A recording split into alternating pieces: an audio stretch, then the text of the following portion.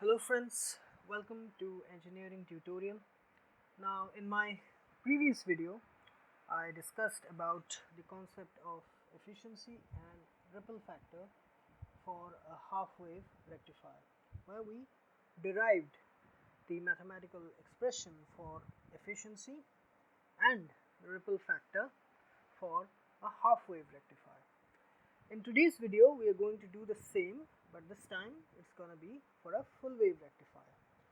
That is both center tap and bridge type full wave rectifier. For both the full wave rectifiers, the mathematical expression for efficiency and ripple factor will stay the same. So the mathematical derivation will stay the same. Okay, so let's get started.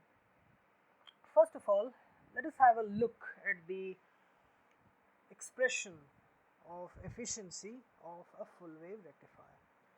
Now we know that the efficiency of any rectifier is given by the ratio between the DC output and the AC input. We all know rectifier converts AC into DC, so we are going to have DC output power as output and AC input power as input. Now for a full wave rectifier, that efficiency was given by this expression, okay, which is equal to 0.812 by 1 plus RF by RL, where RF is the forward resistance or AC forward resistance of the diode and RL is the load resistance. We discussed the same in the full wave rectifier section and also in the half wave rectifier efficiency that video. So you please check out those two videos before you go into this. So as you see, this ratio forward resistance by load resistance is very small as compared to 1, so we get an approximate value of 81.2%.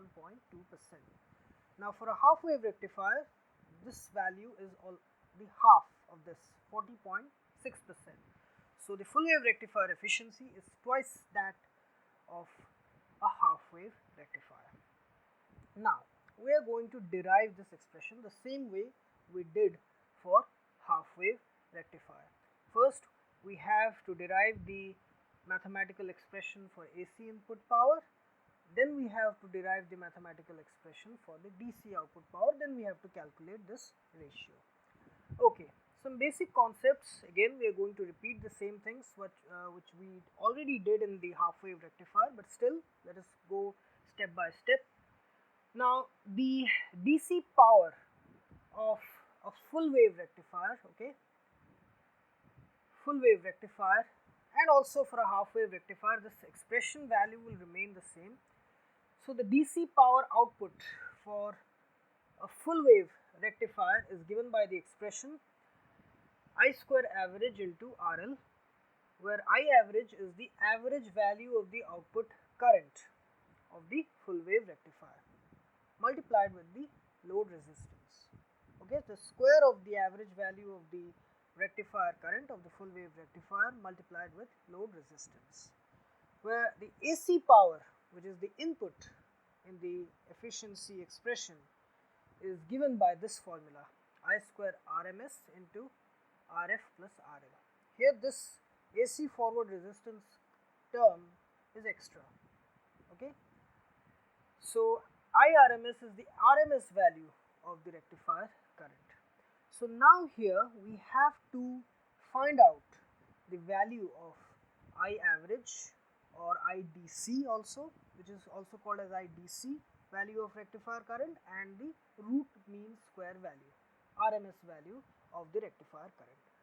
This is where the whole mathematical derivation comes into play. Okay, so you're clear about these two things: DC power output, I square average into RL, average value of rectifier current, the square of, and this is the load resistance, and here it is square of the RMS value of the rectifier current, IRMS square into RF plus RL. RF is the AC forward resistance and this is the load resistance RL. Now some basics about the DC or average value of a function. We already covered this in the half wave rectifier, but still again, the DC value of any function is the same as that of the average value.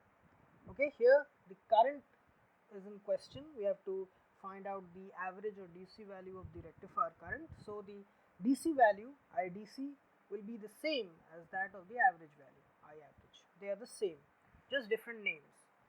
Now for any periodic function, okay, a periodic function is one in which the waveform of the signal repeats itself after a fixed interval of time, capital T, which is called as the period of the function or the signal. So for any periodic function, the average value or DC value is given by this expression, 1 by T, 0 to T, xt dt, where xt is the function which in this case is dependent on time t. So this is the expression.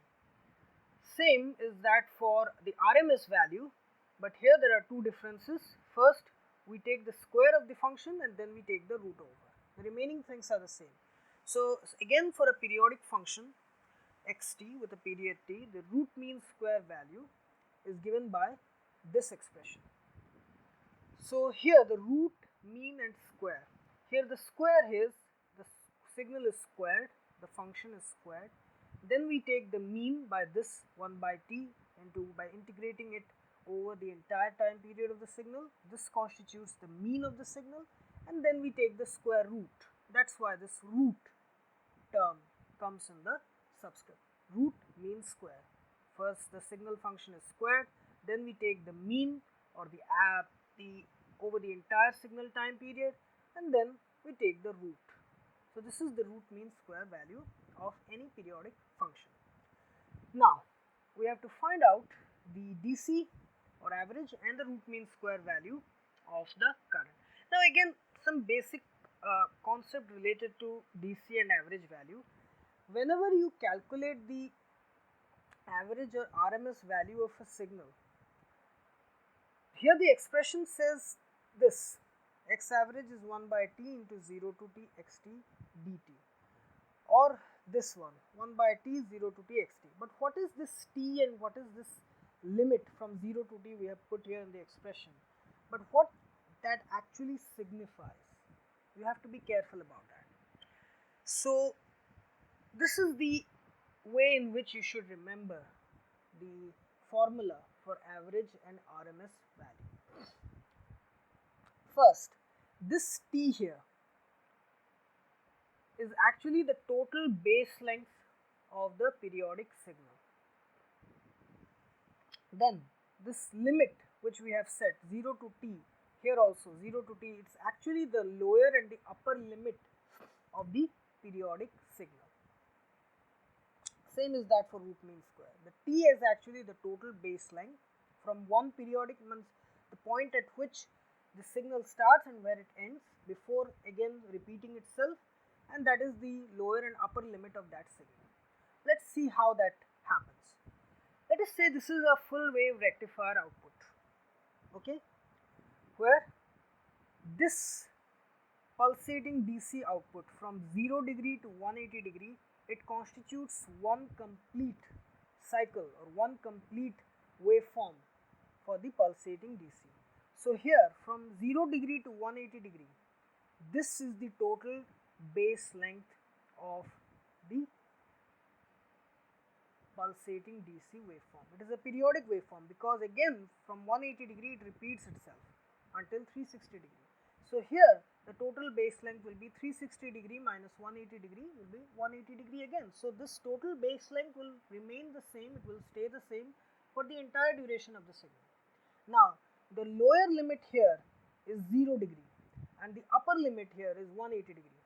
But while deriving, we will use 180 degree as pi and 0 degree as 0 in terms of radians. Here we have used in terms of degrees, but while calculating we will use in terms of radians. So here this is the total base length, and the lower limit here is 0 degree and upper limit is 180 degree over which the actual output occurs. Okay, this is the pulsating DC output. So this is the total base length of the waveform, this is the lower limit, this is the upper limit, this is where the periodic signal or the pulsating DC output waveform starts, and this is where it ends before repeating itself again. So be clear about these things. So input and output waveforms of a full wave rectifier, we already know that the full wave rectifier conducts during both the positive and negative half cycles. We have already studied that in the full wave rectifier video. So for both the positive and negative half cycles, we have pulsating DC output in the same direction. That's why it is called as DC. So let us see how to derive the mathematical expression for the RMS and DC or average value of the currents. First, the AC power input. We know that the AC power input is I square RMS into RF plus RL. For that, we need first to calculate the RMS value of current. Okay, so this is the expression. Please remember this one. The RMS value of any function is 1 by t 0 to t xt square dt. Here in terms of this formula, it is 1 by total base length into lower limit and upper limit. So referring to here, the total base length is 180 degree or pi, and the lower limit is 0, upper limit is 180 degree or pi. So here we have used the same. The total base length pi, the lower limit 0, the upper limit 180 degree or pi. And this is the square of the current function of the rectifier, I square d theta. So again, this is the AC representation, Im sin theta. So when we square the entire thing, we get Im square sin square theta.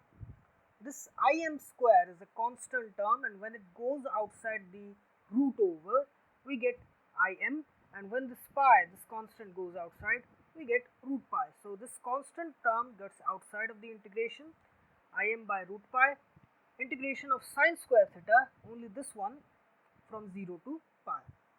Here we will use the trigonometric identity 1 minus cos 2 theta by 2 to replace instead of sin square theta.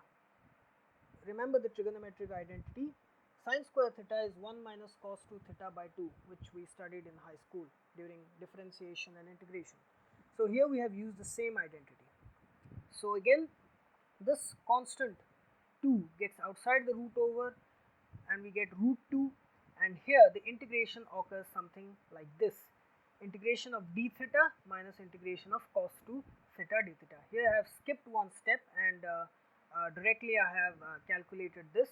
So we get the final output of the integration as theta minus sin 2 theta by 2. We know the integration of cos 2 theta is sin 2 theta by 2, and the limits, the upper and lower limits, are pi and 0. So when we calculate this, we can calculate it in rough. We will get this term Im by root 2 root pi into root pi, this expression. So here root pi gets cancelled out, and we get Im by root 2. This is the RMS value of the full wave rectifier current.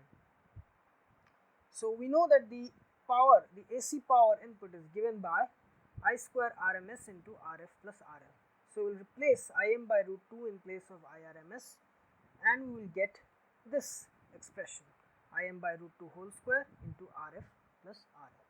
Now you please pause this video wherever you don't understand a certain step and do these steps in rough.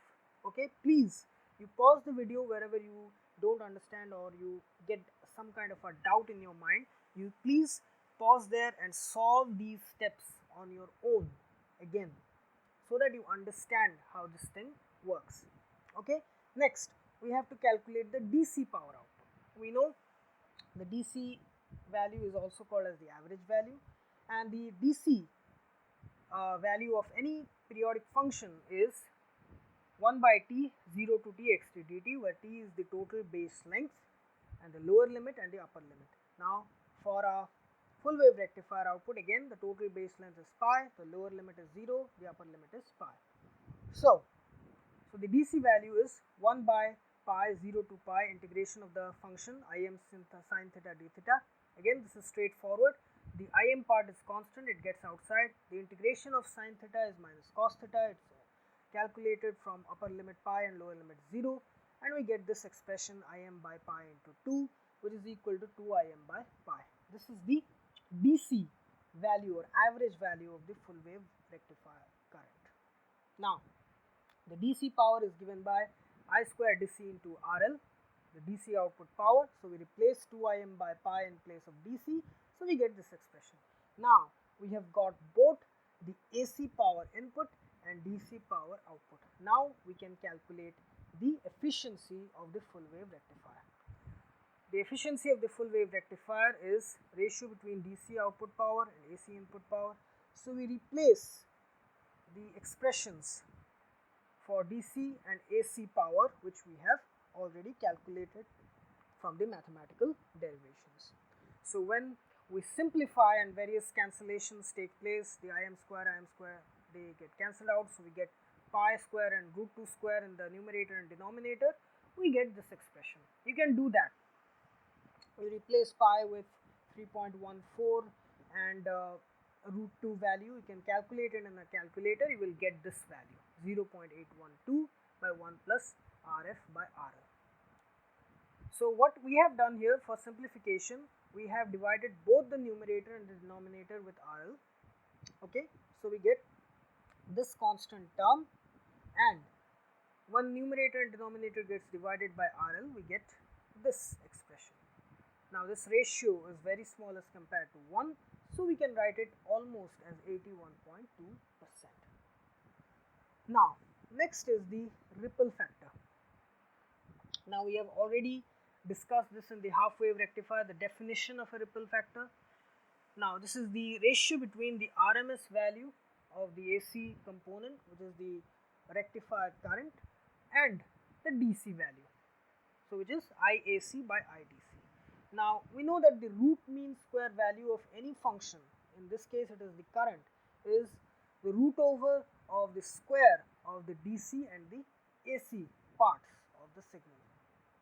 So we can calculate the value of AC by this expression. Here what we have done is that we have squared both these terms. We have taken IAC on the LHS, then we have taken the square, so we get this expression IRMS square minus IDC square. Now we have already calculated the values of IRMS and IDC. Okay, IRMS is Im by root 2, IDC is 2Im by pi for a full wave rectifier. So here what we do is simply substitute these values and we will get the ratio. The ripple factor is IAC by IDC. So we have simply substituted these values and here we have substituted. So what we have done here, when this IDC goes inside the root over, it becomes IDC square. So it becomes IRMS by IDC whole square minus 1, because IDC square by IDC square is 1. Okay, when this IDC goes inside the square root, it becomes IDC square. So here we get this IRMS by IDC whole square minus 1.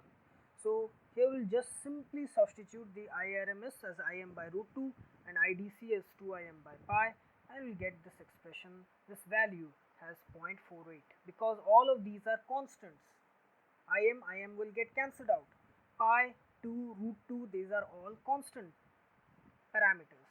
So we will get the value as 0.48, which is the ripple factor for a full wave rectifier. Now remember, for a half wave rectifier, the ripple factor was, I think, 1.21.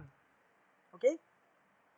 So this is the expression for the ripple factor for a full wave rectifier. So in this video, we discussed about the mathematical derivation for the expression of efficiency of a full wave rectifier, where we calculated the RMS and DC value, okay, the RMS and DC value for a full wave rectifier output, okay, where we got the AC or the RMS value of the rectifier current as Im by root 2 and the DC value as 2Im by pi. Then we calculated the AC power and the DC power, then we substituted them in the efficiency expression and we got the efficiency as 81.2%. Then we calculated the ripple factor from the same parameters IRMS and IDC. So we got the ripple factor as 0.48. So we have covered the half wave and full wave rectifiers basic concepts associated with it. Now I'll be posting video which I left about how to get almost smooth DC output from this pulsating DC output, which will be a regulated power supply circuit. So I will be discussing that in my next video. So I hope you like this video, and please subscribe my channel Engineering Tutorial for more such videos related to electrical, electronics, instrumentation and communication engineering. Have a great day. Thank you very much.